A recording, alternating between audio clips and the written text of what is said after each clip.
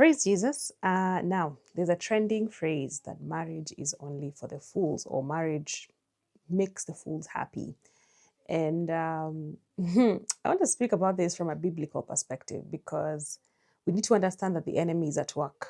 We need to understand that the enemy is completely against marriage. And why is he against marriage? Because marriage is beyond a wedding. Marriage is beyond a man and a woman.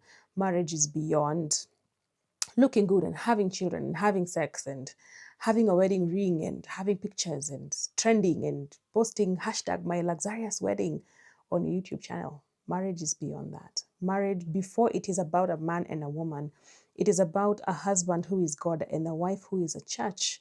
And so every time, I've taught this before, but let me repeat it for the sake of this season. Marriage is about reflecting God and the church. That's what the Bible in Ephesians 5 talks about. Husbands, love your wives as Christ has loved the church, meaning Christ has died on a cross for his wife.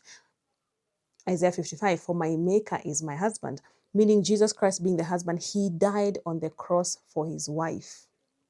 And so as a husband, you are called to die on a cross for your wife and your children.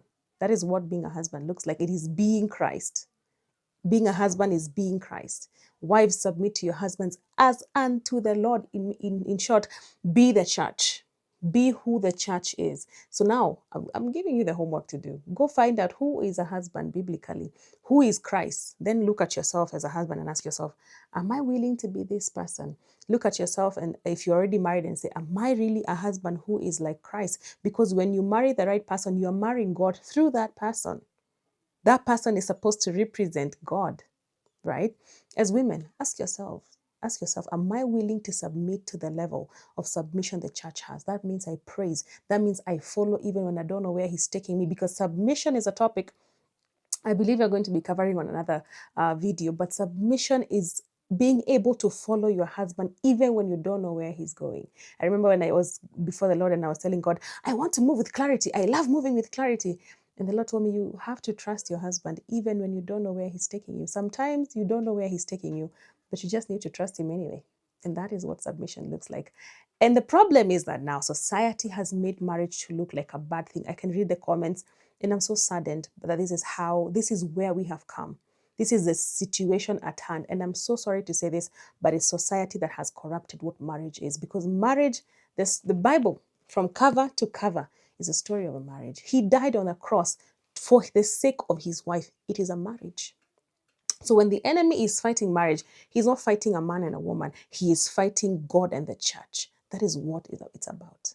That is what it's about. The Bible, I don't remember the book, but there's a story where the Bible says that when God blessed that land, husbands and wives came back together.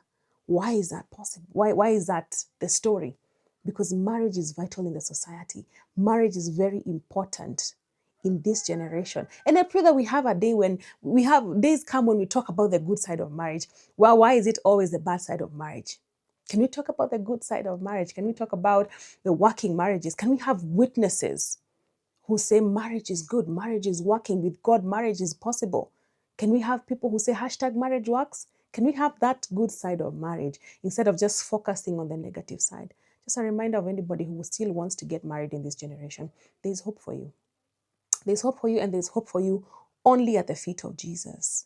It's dangerous. It is very dangerous to marry outside God. So I pray that you go back to your knees and say, Father, I know what the society looks like, but I still have this desire to marry once and marry right. And I'm divorced, but I still have hope that there's a good man out there for me. So I'm telling you, there's hope. That the only hope is there is Jesus Christ. The only hope that is there is Jesus Christ. I hope this video encourages you. I will definitely be doing a marriage series. I hear the Lord saying it right now. But let's talk about submission on the next one. Let's talk about leadership. I hope this video blesses you. I hope it encourages you. And I hope to see you on the next one. Baraka, bye.